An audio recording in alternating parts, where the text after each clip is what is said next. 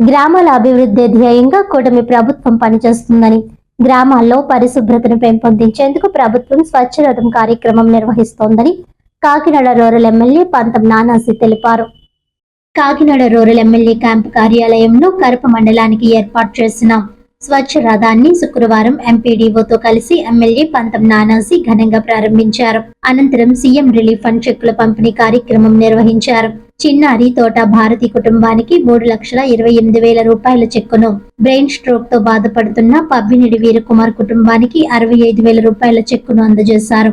ఈ సందర్భంగా ఎమ్మెల్యే మాట్లాడుతూ ఆరోగ్యశ్రీలో లేని కొన్ని వ్యాధులకు సీఎం రిలీఫ్ ఫండ్ ద్వారా ముఖ్యమంత్రి చంద్రబాబు నాయుడు, ఉప ముఖ్యమంత్రి పవన్ కళ్యాణ్లు ఆర్థికంగా భరోసా ఇస్తూ వారిని ఆదుకునేందుకు ముందుకు వచ్చారని తెలిపారు. ఈ నేపథ్యంలో ఇప్పటి వరకు 288 మందికి సుమారు 1,84,00,000 రూపాయలు అందించడం జరిగిందన్నారు. ఎన్నో ఇబ్బందులు పడుతున్న మాకు భరోసా ఇచ్చి ఆదుకున్న ఎమ్మెల్యే నానాజీకి, ముఖ్యమంత్రి చంద్రబాబు నాయుడికి, ఉప ముఖ్యమంత్రి పవన్ కళ్యాణ్ కు, కూటమి ప్రభుత్వానికి కృతజ్ఞతలు తెలిపారు.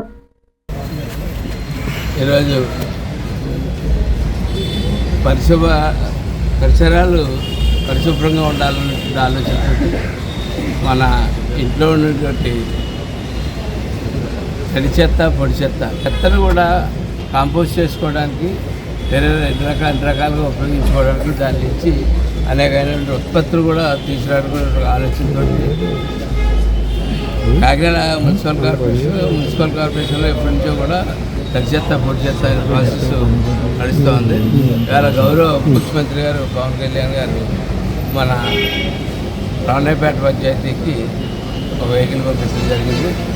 అది తడి చెత్త, పొడి చెత్త అనే కార్యక్రమాన్ని ఇవాళ నుంచి రావులపేట పంచాయతీలో చాలా స్టార్ట్ చేస్తూ ఉన్నాం.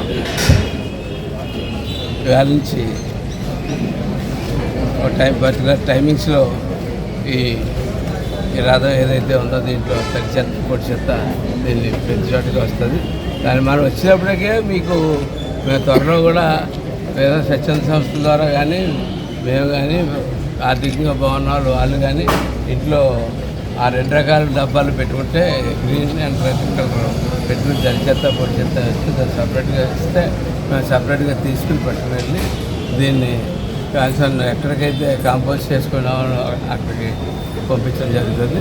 దానివల్ల ఏమవుతుందంటే మీకు వ్యర్థాలు ఆ కాలంలో కలిసిపోయి కాలంలో ఇదైపోయి కాలువలు బ్లాక్ అయిపోయి మీ చుట్టుపక్కల దుర్వాసన వచ్చి ఆ చుట్టుపక్కల ఏం లేకుండా ఉండడానికి ఈ కార్యక్రమం చేపట్టడం జరిగింది. కాబట్టి మొట్టమొదటిసారిగా మన కాకినాడ రావులపేట పంచాయతీలో ఈ కార్యక్రమం స్టార్ట్ చేస్తూ ఉన్నాం. దశల వారీగా మొత్తం పంచాయతీలన్నింటిలోని మేజర్ పంచాయతీలన్నింటిలోని ఈ కార్యక్రమం స్టార్ట్ చేస్తాం. ఓకేనా? అందరికీ నమస్కారం. ఈరోజు ప్రజల ఆరోగ్యమే తమ ధ్యేయంగా ఈ రాష్ట్ర ముఖ్యమంత్రి చంద్రబాబు నాయుడు గారు, పవన్ కళ్యాణ్ గారు అనేక రంగాల్లో ఆరోగ్యం మీద అనేక జాగ్రత్తలు తీసుకుంటా పరిశుభ్రాలు ఈ వారం పరిశుభ్రత కార్యక్రమం అని అలాగే రకరకాల కార్యక్రమాలు పారిశుద్ధ్యం గురించి అటువంటి కార్యక్రమాలు ఒక పక్కన చేసుకుంటూ వెళ్తూనే ఉంటా. ఒక పక్కన గవర్నమెంట్ హాస్పిటల్ మీద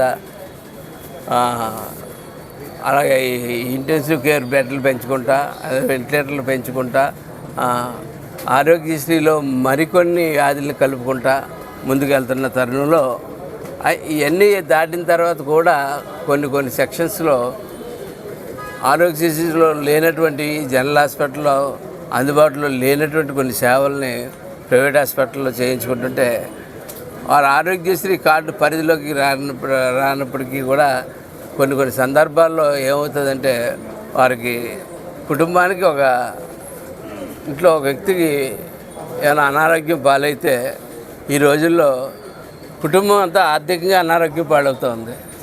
ఆర్థికంగా అనారోగ్యం అవుతున్న కుటుంబాలను ఆదుకోవడానికి ఎన్నడూ లేని విధంగా ఈ ముఖ్యమంత్రి సహాయ నిధి అంటే ఎక్కడో జిల్లాలో 100కో 1,00,00,000కో ఒకటికి అందింది ఇదివరకు పూర్వం. అటువంటిది ఇవాళ కోరిన వెంటనే కూడా ముఖ్యమంత్రి గారు, ఉప ముఖ్యమంత్రి గారు ఇమీడియట్గా ఫార్వర్డ్ చేస్తూ ఉన్నారు. ఒకవేళ వారి దృష్టిలోకి వెళ్ళే అవకాశం ఉన్నప్పుడు వారి దృష్టిలోకి వెళ్తుంది.